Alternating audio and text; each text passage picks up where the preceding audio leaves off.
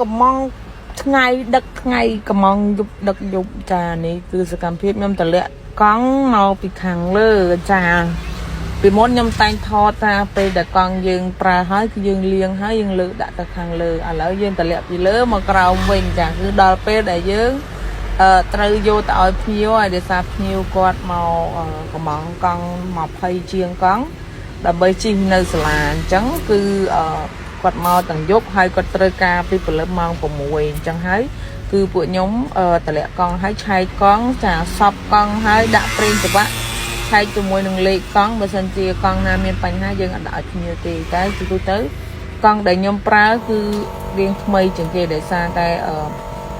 ជីវកម្មរបស់ខ្ញុំគឺទៅចាប់ផ្ដើមបានមួយឆ្នាំជាងបានមួយឆ្នាំជាងណាបាន4-5ឆ្នាំហើយប៉ុន្តែកង់នេះទៅទិញដាក់ថ្មីទេចឹងដល់ពេលដែលយើងសັບកង់មុខក្រោយឲ្យអស់ហើយចាគឺយើងធ្វើការឆែកជាមួយនឹងលេខតើវាឡើងចុះខាងមុខខាងក្រោយហ្នឹងត្រូវអស់ហើយអត់ឬមួយក៏វាត្រូវវាអត់ឡើងចុចទៅវាធ្លាក់ច្បាក់ឬក៏មិនគឺយើងអត់ដាក់ឲ្យភ្ញៀវទេអញ្ចឹងមកខ្ញុំតែនិយាយប្រាប់ភ្ញៀវថាខ្ញុំលក់ទំនុកចិត្តចាដោយសារអីគឺមុននឹងចេញកង់មុននឹងលក់កង់ឲ្យភ្ញៀវខ្ញុំពិនិត្យមើលអស់ហើយប៉ុន្តែរឿងបញ្ហាថាអូតាមផ្លូវហ្នឹងរឿងអាហ្នឹងជារឿងរបស់ភ្ញៀវប្រើទេប៉ុន្តែបើសិនជាចេញពីខ្ញុំទៅគឺថា perfect ហ្មងហើយបន្ទាប់មកគឺយើងដឹកឲ្យភ្ញៀវឡើងម៉ោង 9 កន្លះបានចប់